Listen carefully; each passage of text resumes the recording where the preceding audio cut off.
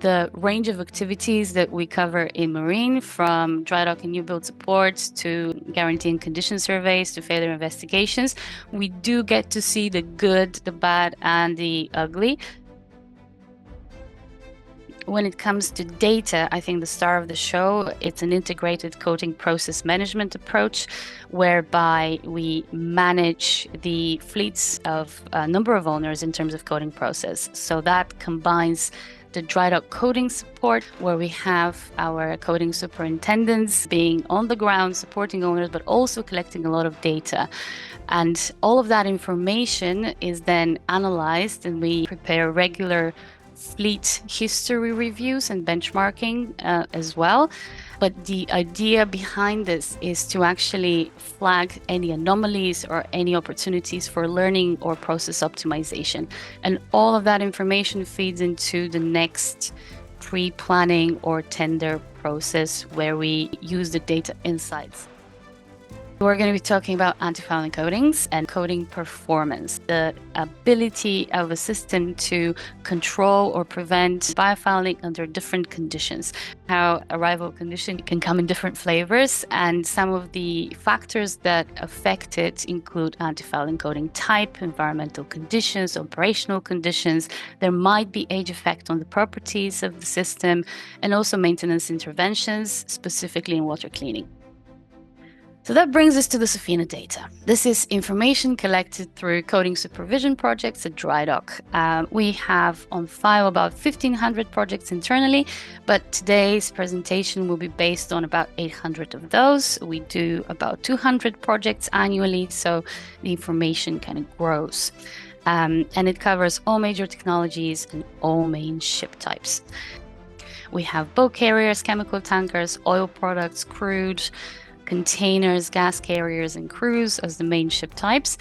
We've followed quite a few of these ships throughout their economic life and attended multiple dry dockings. Of the fleet, we're quite active in the 40 to 60,000 deadweight segment. The average deadweight of the ships included in the sample is about 68,000 deadweight, and the largest ship is over 319. We do work with people with small to medium enterprises in terms of fleet size. However, predominantly our projects are related to large and very large fleets, but there's a good representation of different types of owners in the sample, including public, private, state interest, oil major, and financial institutions as well. We've done work in over 130 yards globally. That covers China, Southeast Asia, Middle East, Europe, and some projects in the Americas. One of the most interesting things that we investigate with the data is to look at selection trends.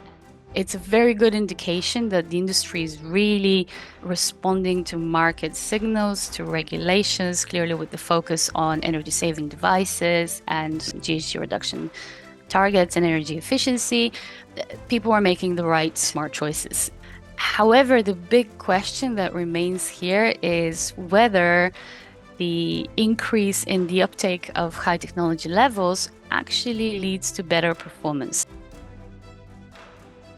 In terms of cracking, we see about 35% of ships that have some level of cracking observed. In terms of blistering, we've observed it on about 74% of ships, and 13% of ships have more than 10% of the underwater area covered in blisters. Now, it's important to also note that these areas of cracking, blistering, or any other type of defect are considered risk areas in terms of biofouling management actions. Trying to minimize them, it's good for operations and in-service performance. In terms of specifications, we encounter quite a lot of the same problems, usually related to data, either only historical data being used when current or future plans being considered, which leads to problems, or the quality and the amount of data differing between different service providers, especially with secondhand ships. The whole areas might not actually be accurate, so that has an effect as well. We can talk a lot about specification issues that we encounter, so please do get in touch if you'd like more information. Please do get in touch with us. Our marketing team is going to follow up with information on how to stay informed about any future events